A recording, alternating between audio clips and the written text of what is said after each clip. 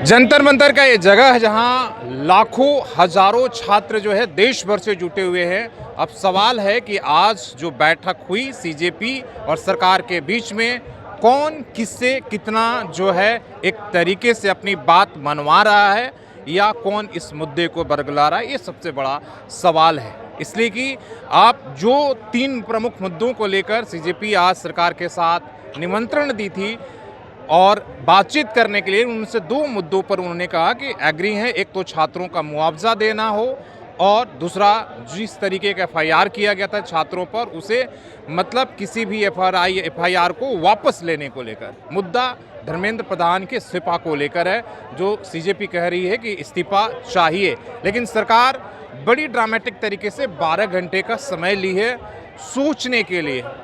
अगर सरकार ने सोची नहीं थी तो फिर बातचीत क्यों हुई, ये समझ में नहीं आ रहा है कि क्या सरकार प्रोटेस्ट को ख़त्म करना चाह रही है या इस मुद्दे के बहाने वो सिर्फ टाइम किल कर रही है, बरगला रही है। सवाल यही है कि आखिर कौन किसे बरगला रहा है छात्रों के मुद्दों को लेकर, ये सबसे बड़ा सवाल है। आखिर जब इस्तीफा सरकार को करना नहीं था तो फिर इतना लंबे समय के बाद बातचीत के पटरी पर क्यों आई, जब पता था। दूसरा, पहले 20 जुलाई को छात्रों के साथ जो है जिस तरीके से पुलिस की लाठी चलती है, फिर वार्ता होता है आज 24 जुलाई को, और फिर 12 घंटे का समय कि इस्तीफा पर हम 12 घंटा के बाद सोचेंगे।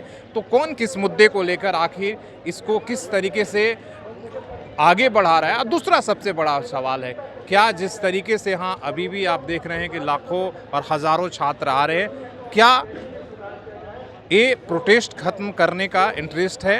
क्या सीजेपी चाह रही है कि या ये भी एक मुंह है कि जिस तरीके का अटेंशन मिल रहा है मीडिया से लेकर लोगों से प्यार, वो प्रोटेस्ट ख़त्म होते ही ख़त्म हो जाएगा? ये चीज़ें बड़ी एक तरह से कंफ्यूज कर रही, जिस तरह की बातें आ रही हैं, जिस तरह से स्टैंड बदल रहा है, उसको लेकर कहीं ना कहीं एक कन्फ्यूज़न है कि आखिर छात्रों को मुद्दा को लेकर सरकार बरगला रही है या सीजेपी।